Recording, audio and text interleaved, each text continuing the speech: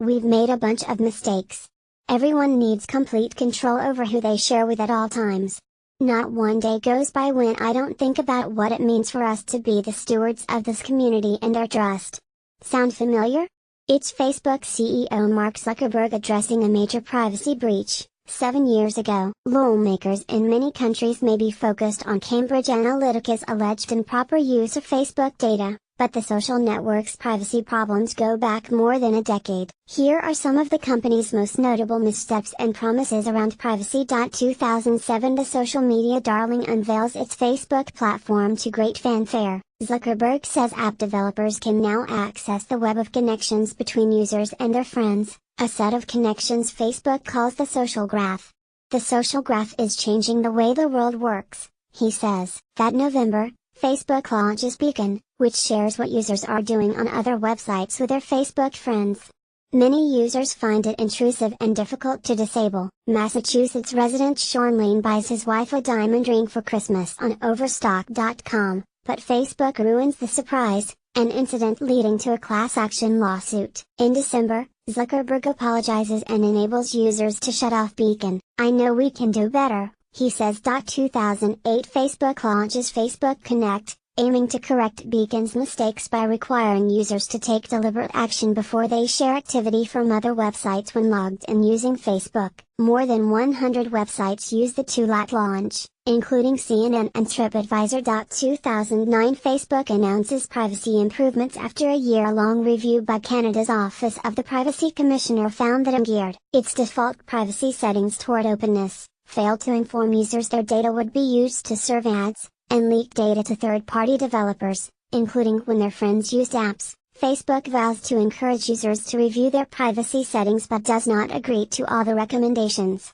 Beacon is officially shut down, settling Lane's class action lawsuit. The American Civil Liberties Union warns people that Facebook's default settings mean that when a friend uses an app or takes a quiz, the quiz or app maker can peer into your profile, even if you've made it private. 2010 app makers exhibit a sophisticated grasp of data they can scoop from Facebook's social graph. The Wall Street Journal reports that many popular apps are transmitting personalized Facebook data to dozens of advertising and internet companies, among them, Zynga's breakout game Farmville. Facebook responds by shutting down some apps. Prior to the Journal report, Facebook says it has redesigned its privacy tools, giving its 400 million users the power to control exactly who can see the information and content they share. 2011 The Federal Trade Commission reaches a consent decree with Facebook after an investigation of its broken privacy promises to consumers. The FTC alleges, among other things, that Facebook made its users' friend lists public in December 2009,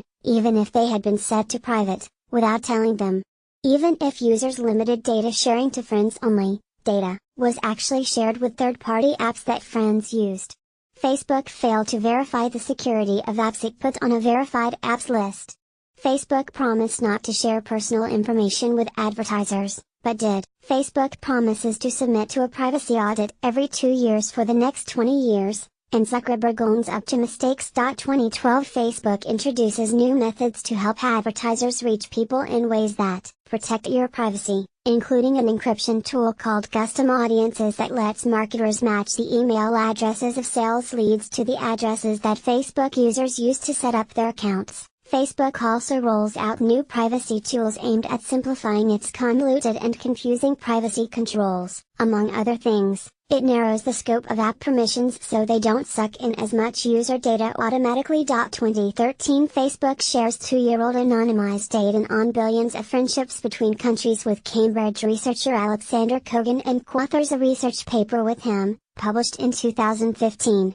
Kogan creates a quiz app, installed by around 300,000 people, giving him access to tens of millions of their friends' data. 2014 Facebook says it dramatically limits the access apps have to friend data, preventing the type of data scoop Kogan and others were capable of. It also requires developers to get approval from Facebook before accessing sensitive data. 2015 Facebook says it learns from Guardian journalists that Kogan has shared data with Cambridge Analytica in violation of its policies. It bans the app and asks Kogan and Cambridge Analytica to certify they had deleted the data. It rolls out Security Checkup, a new tool aimed at simplifying its convoluted and confusing privacy controls. 2017 Facebook introduces Privacy Basics, a frequently asked questions site aimed at simplifying its privacy controls. 2018 Facebook says it learns from The Guardian and other media outlets that Cambridge Analytica did not delete improperly obtained Facebook data and suspends the company,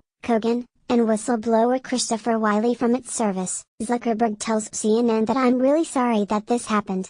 He promises to audit app makers that gathered massive amounts of data prior to 2014 and to notify affected users. Amid calls for investigations in the US and UK, the FTC begins investigating whether Facebook broke its 2011 consent decree.